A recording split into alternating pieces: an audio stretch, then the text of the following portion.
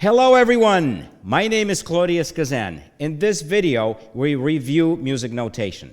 We do this by actively listening to a couple of classical compositions, one from the classical period, one from the romantic period, and then we'll talk about a few elements. We'll also be hunting for a few new ones that I haven't talked to you about. We'll continue with a number 10 from the Robert Starr's rhythmic training book, and solfege number 4, which I assigned to you last time. Please stay tuned.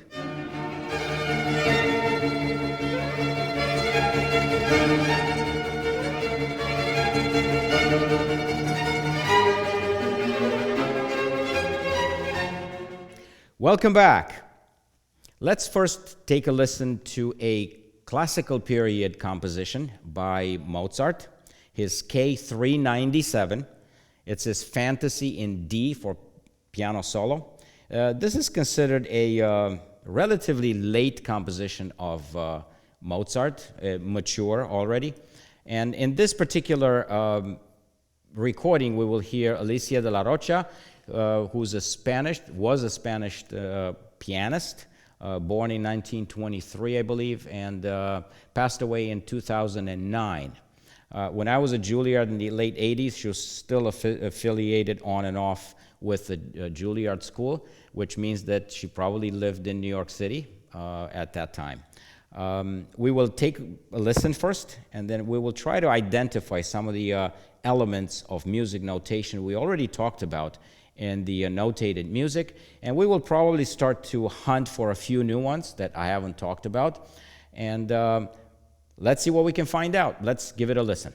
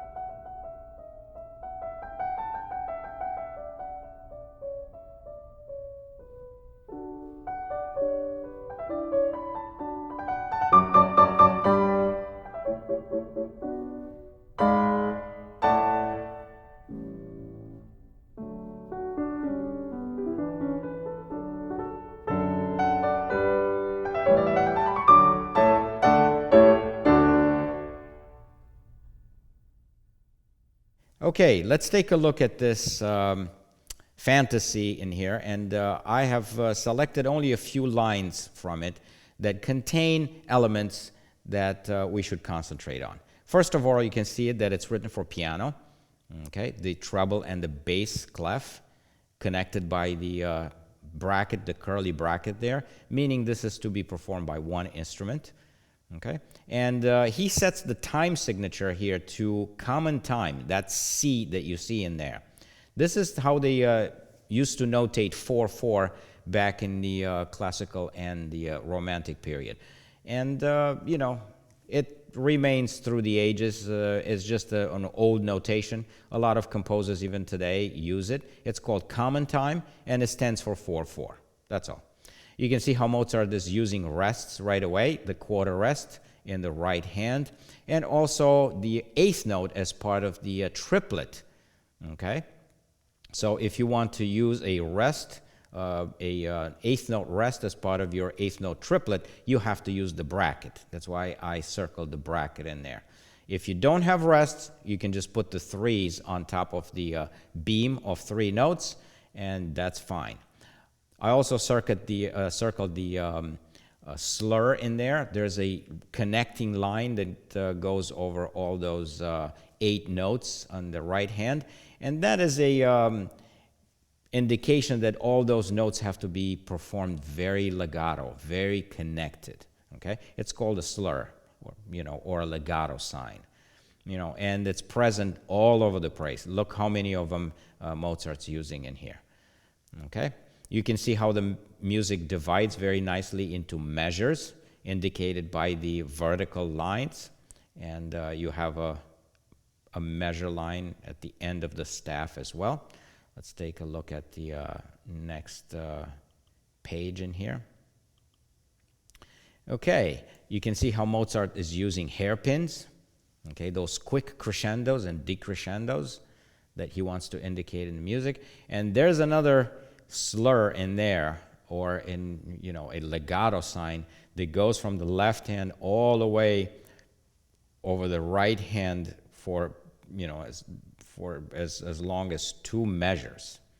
Okay, that's also an indication of how you were to perform this as a one phrase legato, and you can make that nice crescendo to the top of the phrase and then decrescendo down. Okay, and that ends on the next line with a big fermata on the very low note there. Fermatas are signs that indicate that you should hold that note much longer than it's written. Okay, and it's really at the discretion of the performer as to how much they need to hold it. Alicia is holding it quite a lot in there, which is perfectly fine. You can see how you can add that to a rest. He puts a fermata on top of the rest, meaning that, okay, now we're resting a little bit, period of silence, and then we're going on. Notice he's changing the tempo in here. He's moving to an adagio, which is a little slower than what he was before. And we can see a few new elements in here also. The use of the double dot. Okay, remember the dot prolongs the note by half of its original value. So in here you have 2 dots. So let's see how long that note is. It's 1/4. First, it's what's written. The dot makes it longer by an 1/8 note, right, half of its value. And the second dot adds yet another 16th note to this. So basically you have the quarter plus the 1/8 plus the 16th. And notice it continues with 2 32nd notes. If you add the values of all these, the double dotted quarter with the 2 32nd notes, you get exactly 2 beats. Okay, and then 2 beats follow, bar line. You can see the use of dots on top of the notes. Those are, you know, staccatos, meaning played shorter. Okay, you have to, again, be mindful of the tempo. You're in adagio, so you don't want to play him too short. Okay, but shorter with spaces and so on. Let's go on to the next page. All right, we can see how he's using 32nd notes again as part of the music. And also what's interesting in here is that you can incorporate a 16th note rest as part of that 16th note group. See on the second bar there, he's using groups of 4/16th notes, but one of the notes has been replaced by a 16th note rest. Okay, he has the beaming going on because he wants to make sure that the performer knows exactly where the beats are and so on. In the left hand, you have the portamentos going on. Those are the dashes. Okay, that means that the notes are much longer than the staccato ones we saw on the previous page, but still you're supposed to separate the notes as you perform them. And he also indicates there continue, meaning that same thing goes for the next measure and the next. Okay, instead of writing those portamentos in there, he feels that they're not necessary. He just puts the word continue and lets the performer know that that's how they have to be performed also. You can see the use of hairpins again, from a lower dynamic all the way to forte, and then dropping it to piano, and then another crescendo up to forte. That's a perfect use of hairpins right there. On this page, the only element that's new to us is the word cresque, which it's a shorthand for crescendo, meaning getting louder to that forte sign there. All right, here's a new one. It's those little turns. The little turns mean that start with the written note, in this case that E flat in there, okay, E flat in here. You're supposed to go up, back to the E flat, down to the D, and then up to E flat. So sounds something like this. Okay?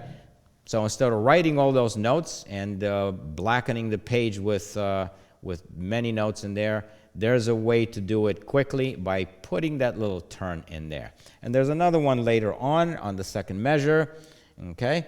And that one has a sharp underneath. That means that whenever you move down to the note, go to F sharp instead of the F natural, which, you know, you would have to play if that sharp wasn't there, but it makes sense to play it with an F sharp.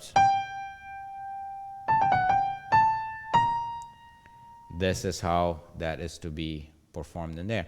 Look how he's using a 64th note rest in there at the very end, but he puts a fermata on it. So yes, it's a very short rest, but by putting a fermata on it, it really leaves it up to the performer as to how much time he should take between that last note on top and the chord on the next measure. All right, he changes the tempo one more time. He goes into an allegretto now. He also changes the key, but we'll talk about key changes much later on in the course. Okay, and he's changing the meter too. He's changing the meter from 4/4, remember that common time, to 2/4 this time. Okay, you can see how he's using repeats in here. If the measure, if this section were to repeat, he's using the two facing repeat signs, and you saw how Alicia is actually repeating that section in there. And here's another example of a repeat. It's called the first and second ending.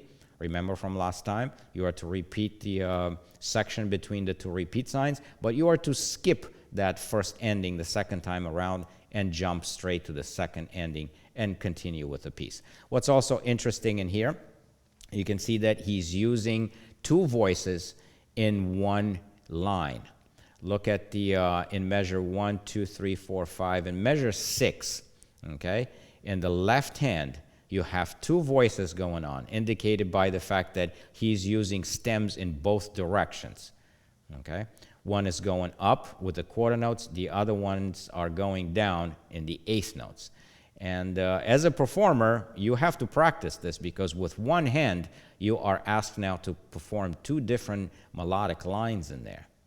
Okay, you also see how he's using an ornament in there called an Apogetora. Okay, that little slashed mini note in there. It's slashed because it's supposed to be done quickly. Okay, and that note, since it's a non-chord tone or an ornament, it's not counted as part of the measure. Okay? So we don't count that eighth note in there as part of the measure. Okay? Also, notice what he does at the very end of the first line there in the left hand. He switches the clef on you. It makes sense if both hands are going up to the upper register of the piano. You know, it's easy to just switch the clef instead of putting, writing everything in the bass clef and then putting 8 VA or something like that. It's so much easier to just switch the clef, and now you have both hands playing in the upper register of the piano. All right, and let's look at one more page, and that's it. Okay.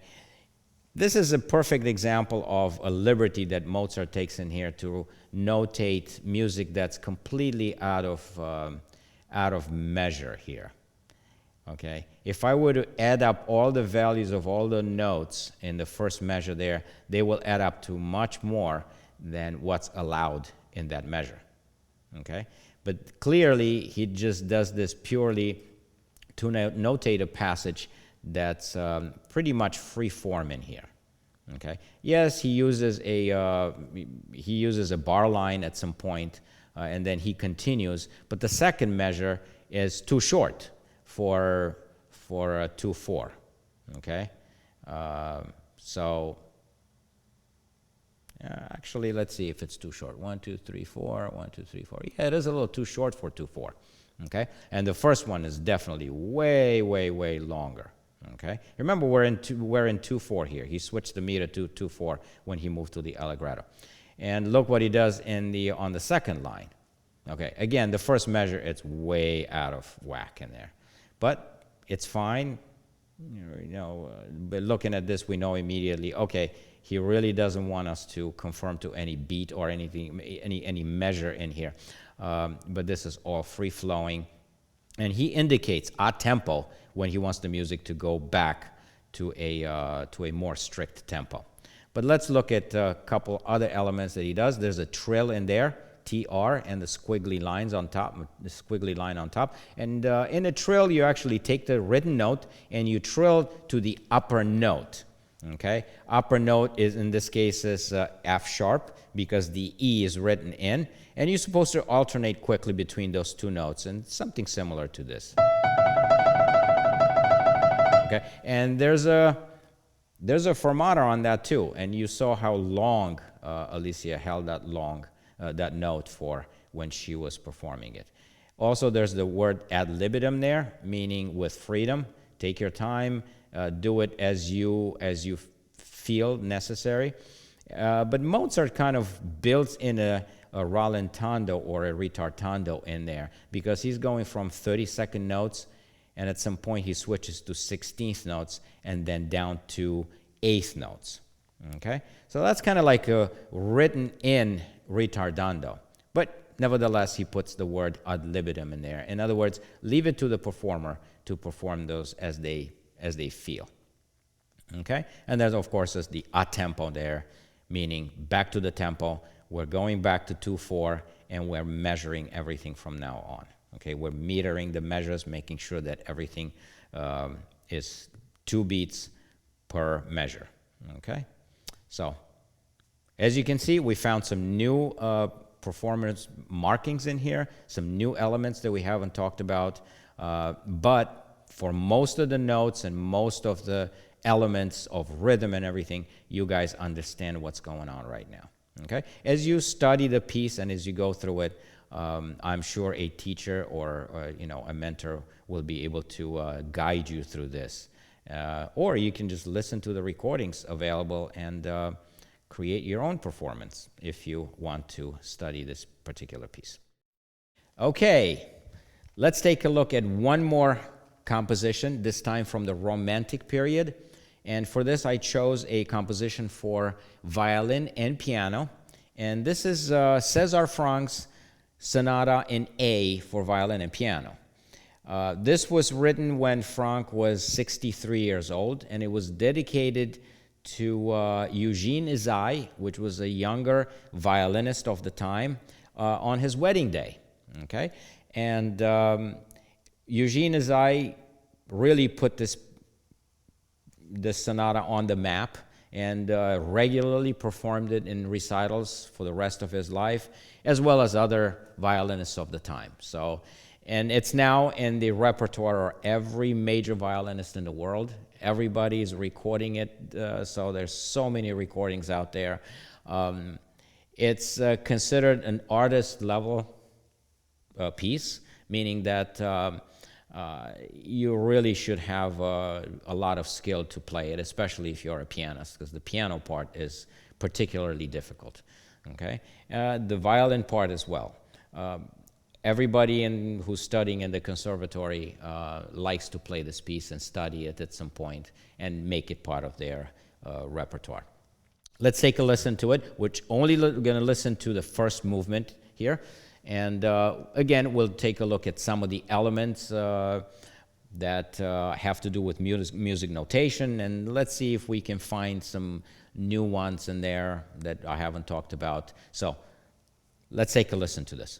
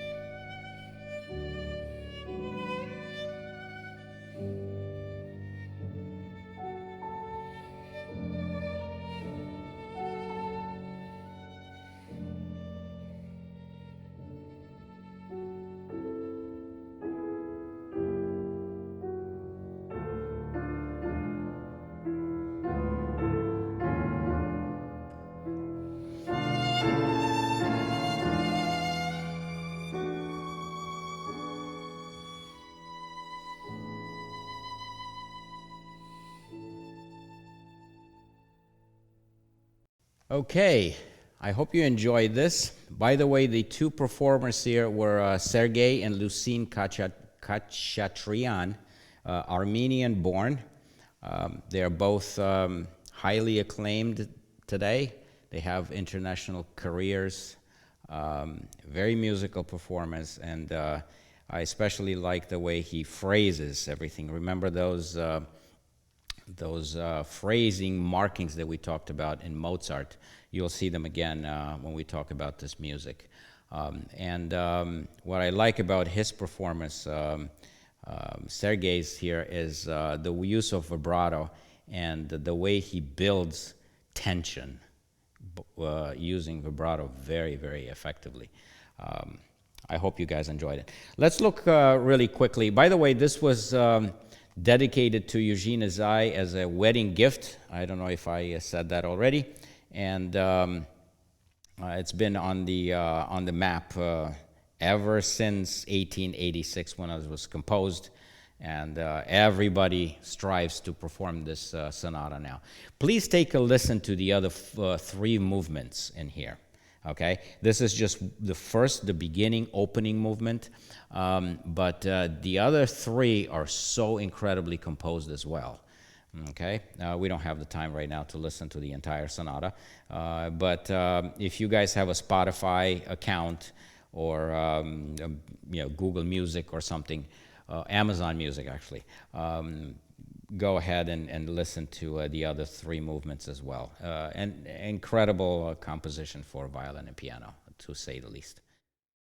All right, as you were following along in here, I'm sure you saw a lot of the elements that we already talked about, but I'd like to concentrate a little bit on the violin part in here. This is what's different from Mozart. Mozart's piece was a piano piece, so we looked at the piano writing.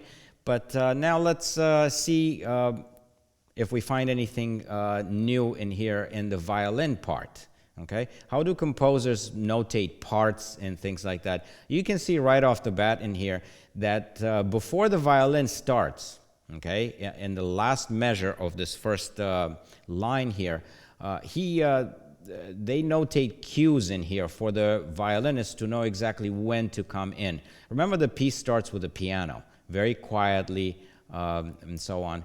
And the violinist needs a way to know exactly when to come in and how to follow the piano part up to the place where he is supposed to come in. And this is done with two lines in here. One line on top has rests. You can see those whole note rests. Remember that we use the whole note rest to indicate a complete measure of rest. And that's what's up there in the very, very top. You can see those whole note rest. But then on the bottom, written on the staff itself, he has cues written in, but with smaller fonts, smaller music fonts. Okay, so if you see that in music, music written with smaller fonts, usually it indicates that that's not for you to perform. That's more of a cue. So follow those cues until you find your part starting in with regular music fonts, and you can see that how that does in the last bar there, okay, where it says molto dolce, okay, mezzo piano. It's the dynamic there, meaning a medium piano, not too piano, but don't play loud. And molto dolce means very sweet, okay. So basically, a violinist has to watch his vibrato and the use of bow and everything else to make sure that he plays this properly here. Let's move on to another page in here and see if we can find something new. There's a couple of more elements in here. One is the use of multi-measure rests. Of course, when you have multiple instruments playing, they don't always play together throughout the entire piece.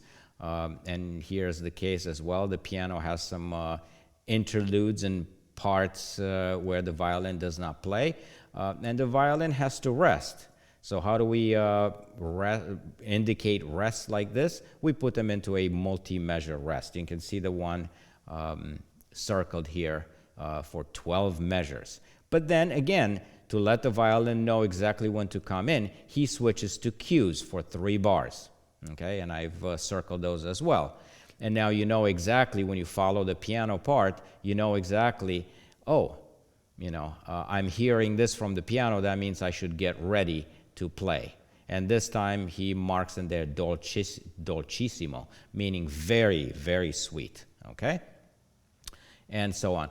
One other element in here that we haven't seen so far is the use of the double sharp. See that first note on the first line? I circled it because I thought it was cool to, you don't always see double sharps in there, but in this piece you do. So that's how it's written, and you can see that double sharps are actually part of regular music. It's not just a theoretical concept. Okay, so that's all I actually wanted to talk to you guys about this. Everything that we talked about in Mozart applies in here in terms of music notation. Notice that this piece, it's actually written in 9/8. Remember the compound time 9/8. I switched here to the beginning of the violin part again. And how we divide the measure into 3 parts, and each part worth 3 beats. Okay, so 1, 2, 3, 1, 2, 3, 1, 2, 3, 1, 2, 3, 4, 5, 6, 7, 8, 9. Okay, and that's exactly how Mr. Cesar Franck is thinking in here too. Dum da dum, dum da dum. That's how the piano part starts. And you are to conduct this in 3, okay, and divide each beat into 3 divisions in there, which add up to 9. Okay, perfect use of the 9/8 compound meter in here. We haven't talked about the key. We're going to ignore the key signature in here. 3 sharps, which is A major. That's why it's called a sonata in A, because he wrote it in A major. You can also see here how he's using poco cresque and più cresque. These are all Italian terms meaning, a little bit of crescendo or more crescendo or things like that. Usually performers know exactly how this is to be performed. Okay, let's go on with the star book this time. Last time I assigned you the number 10, and number 10 is based on the 6/4 meter, okay, meaning there's 6 quarter notes in each bar. And if you remember when we talked about meter and the compound time, we said that the 6/4 and 6/8 usually fall into the compound ones, meaning we're going to start grouping beats in here so we can conduct on the simple meter formulas. Okay? Now, in this case, since he's assigning the quarter note as the beat, it might not make really sense to conduct slowly. 1, 2, 3, 4, 5, 6. Therefore, he's teaching us how to conduct in 6, meaning you have a gesture for each beat of the measure. One way of doing it is down, 2 to the right, 2 to the left, 1 to the right, and 2 up. Okay? So that adds up to 6. So down, to the left twice, 1 to the right, and 2 up. Okay? And the other way is to go down, once to the left, 2 to the right, and 2 up, depending on how the measure subdivides internally, what makes sense in terms of conducting. Okay? And in this exercise, he indicates exactly how he wants you to conduct. If you were to use the second way of conducting, then he's using those fake bar lines. Okay? Otherwise, you are supposed to use the first formula, which is down, 2 to the left, 1 to the right, and 2 up. Okay? So you have to be mindful of that as you conduct and you progress through this exercise. You have to concentrate a little bit and learn it. Again, you won't be able to do it at sight, and I wasn't either when I first looked at this exercise. I needed to study it and practice it a little bit. So I'm going to perform this for you guys, the last 3 lines, and I'm going to put the metronome at 90. And 6 beats for nothing before I come in. 1, 2, 3, 4, 5, 6. Ta, ta, ta, ta, ta, ta, ta, ta, ta, ta, ta, ta, ta, ta, ta, ta, ta, ta.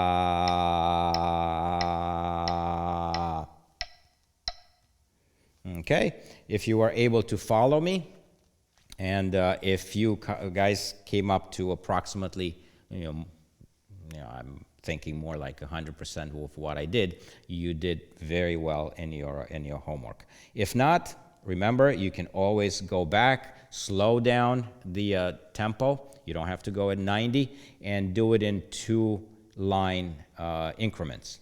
Okay, study the first 2 lines really well until you know them before you move on to the next 2 and add and so on.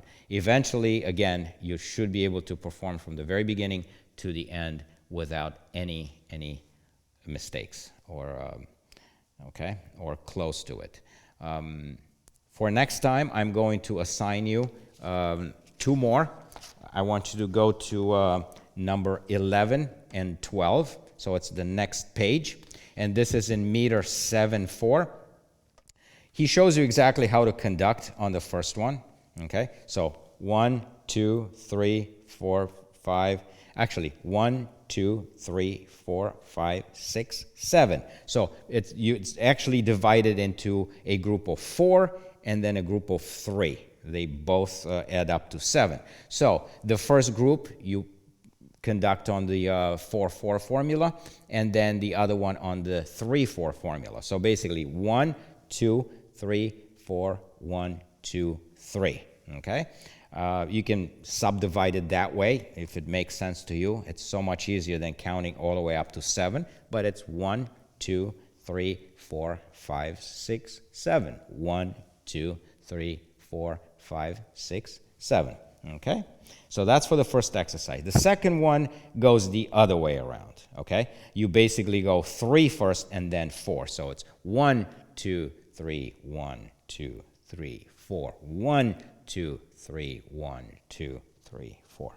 Okay, pretty much the same as the other one, but you're switching this subdivision around a little bit. Okay, so for next time, number 11 and 12. Again, same metronome at 90. If you could do that, that'd be great. And again, you're gonna have a double dotted whole note here at the very end. That's because it's written in 7/4. Okay, and a double dotted whole note adds up to exactly 7 beats, right? So. Hope you guys understand this. I will, again, perform some of the stuff from number 12 next time, and I want to make sure that you guys are doing great with this. And then next time, we're going to do 2 more in 7/4, okay? And then some mixed meters and so on. And finally, in Chapter 2, we're going to dive into subdividing the beat into 2 equal 1/8 notes, okay? And we'll do exercises with 1/8 notes. Okay, let's move on to the solfege exercise, number 4, that was assigned to you last time. And if you were a little bit surprised by this, it's because I threw in some sharps in here. This is kind of new, but it's still written in 4/4, okay? And the way to practice this, is to go to the keyboard and play the pitches only, okay, on the keyboard, and try to sing them along with the keyboard. Mi, mi, la, re, fa, si, do, mi, do, la, fa, sol. Now, one thing I forgot to tell you, or conveniently forgot to tell you, is that when we do solfege, we do not say sharps or flats. We sing them properly with the right pitch, but we don't bother to say fa sharp or F sharp or sol sharp or anything like that. We just sound the correct pitch and we move on, okay? This is so that we can still perform fluently through passages that involve sharps and flats, and we don't have to, stop and pronounce sharps or flats or natural signs, okay? So in this case, when you get to the first fa sharp in there, you just say fa, but you play it. You sing it fa sharp. Fa, sol, okay? So let's go on from the second line now. Do, mi, do, la, fa, sol, mi, do, la, fa. Okay, that's just the second line. So you can see how I actually sang the proper pitches, but I did not say sharp. Okay, so that's kind of important. If you did it with the sharp in there, this might come to you as a surprise, and a pleasant surprise.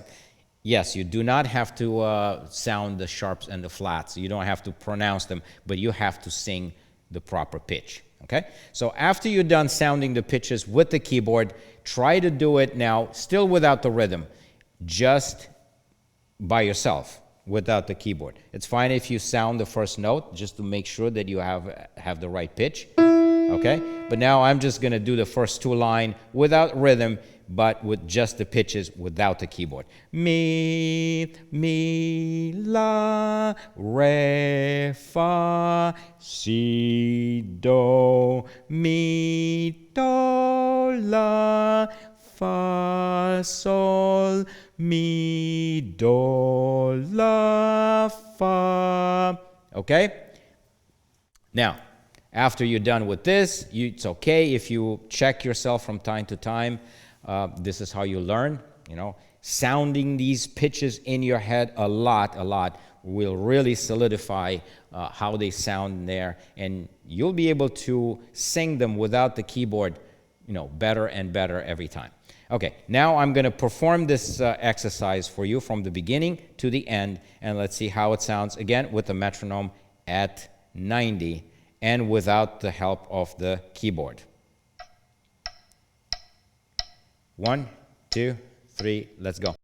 Mi, la, re, fa, si, do, mi, do, la, fa, sol, mi, do, la, fa, re, mi, fa, la, si, la, fa, re, mi, fa, mi, sol, mi, do, re, mi, do, la, re, mi, sol, si, do, fa, mi, re, la, sol, la, si, re, do, fa, si, mi, la, do. Okay, do, that's what I sang last. Is that the right pitch? Yes. Okay, good. I hope you guys weren't too scared about this one. This was a difficult one. I recognized this, and I realized that I might have pushed you to the deep end quite a bit in here. But this is fine. This is how you learn. I promise you the next few ones are not going to be quite as difficult. They'll be probably about as difficult as this, okay? But I'm not going to push you too far anymore. I want you to stay within this level right here with some elements like sharps and maybe a couple flats here too, but nothing too difficult, okay? Notice that I employ only half notes, quarter notes, and occasionally an eighth note, nothing too much. And it's also always part of that formula, the dotted quarter eighth note, okay?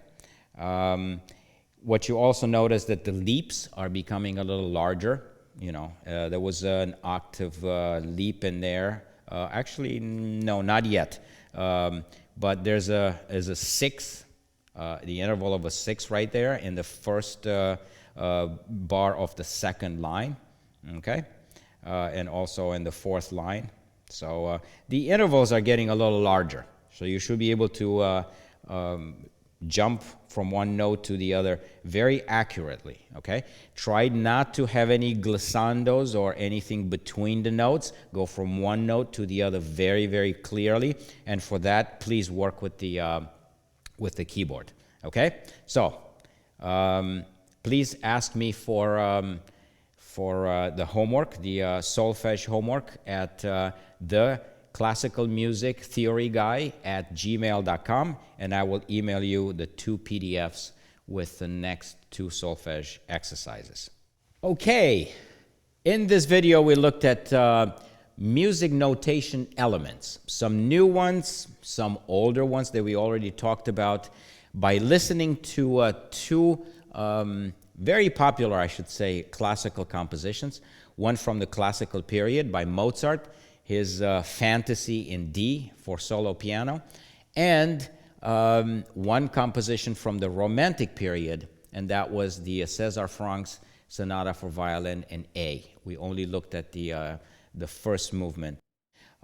We also took a look at the number 10 from Robert Starr's book, and I performed the last 3 lines, those that exercise involving 6/4, okay, and how you had to conduct in 6 this time, and the solfege exercise number 4 that I assigned you last time.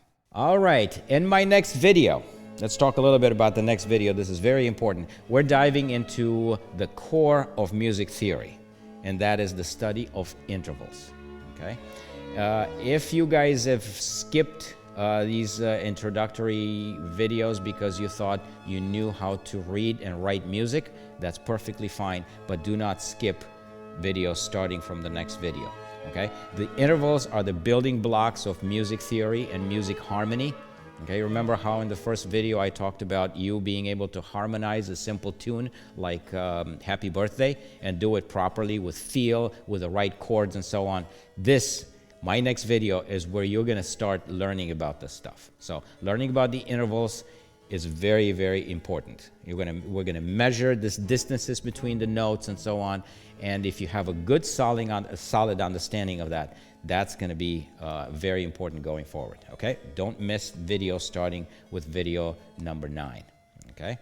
Of course, we're going to continue with Robert Starr, rhythmic training. There's plenty of exercises to go through in here, and you're only going to get better with rhythm if you continue studying from here, and also with pitch and rhythm together if you continue to do the solfege exercises that I'm going to assign you every week or so, okay, whenever I get to produce these videos. Until then, I want you guys to stay safe and stay healthy, because that's very important, and I will see you on my next video. Thank you so much.